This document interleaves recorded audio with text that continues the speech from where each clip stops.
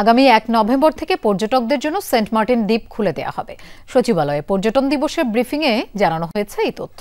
অনুষ্ঠানে উপদেষ্টা শেখ বশিরউদ্দিন দাবি করেন, তার বিমান বাংলাদেশের চেয়ারম্যান হওয়া কনফ্লিক্ট অব ইন্টারেস্ট নয়। দায়িত্বপ্রাপ্ত ৩ মন্ত্রণালয় থেকে তিনি কোনো সুবিধা নিচ্ছেন কিনা তা খতিয়ে দেখার আহ্বানও জানান তিনি। ডেন্টিস্টের পরামর্শ নাও নতুন কোলগেট অ্যাক্টিভ সল্ট।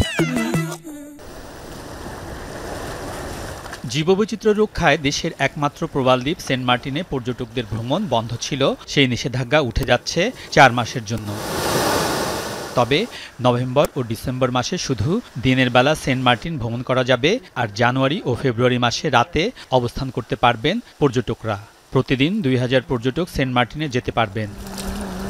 আমাদের পর্যটকদের জন্য একটা আচরণ বিধি তৈরি করা হয়েছে। আমরা যখন দেখব যে সকলে তার আচরণ মানছে, প্লাস্টিক ইউজ করছে না, আমাদের জীবাশ্মগুলি নষ্ট হচ্ছে না, তখন আমরা ধাপে ধাপে হয়তো বাড়ানোর পরিকল্পনা সরকার করবে।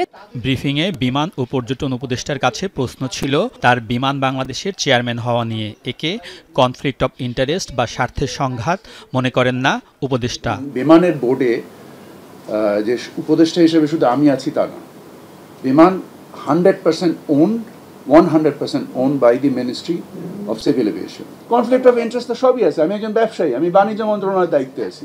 আমি বাংলাদেশের সবচাইতে বড় পাট ব্যবসায়ী। বাণিজ্যের সাথে সংশ্লিষ্ট বাংলাদেশের যত ব্যবসায়ী আছে, একটু জিজ্ঞেস করে দেখেন তো যে তারা আমার সাথে কোনো কাজে কনফ্লিক্ট পেয়েছে কিনা, আমার স্বার্থ সংশ্লিষ্ট কোনো প্রতিষ্ঠান কোনোদিনও আমার দপ্তরে এসছে কিনা। বাংলাদেশ বিমান আইন 2023-এর ধারা মতে আমাদের মাননীয় উপদেষ্টাকে বিমান বাংলাদেশ এয়ারলাইন্সের চেয়ারম্যান করা হয়েছে এবং এই চেয়ারম্যান মাননীয় প্রধান উপদেষ্টা অনুমোদন দিয়েছেন। বিমান উপদেষ্টা দাবি করেন, পারিবারিকভাবে এয়ার আকিজ নামে কোনো প্রতিষ্ঠানের সাথে তার কোনো সংশ্লিষ্টতা নেই। টিকিটিং সহ বিমানের পাহাড়সম দুর্নীতি কমানোই তার লক্ষ্য। যারা এই গরিব মানুষকে সর্বশান্ত করছে, ৩০,০০০ টাকার টিকিট ১ লাখ টাকায় বিক্রি করছে, আপনারা সেই অনুসন্ধান করেন না।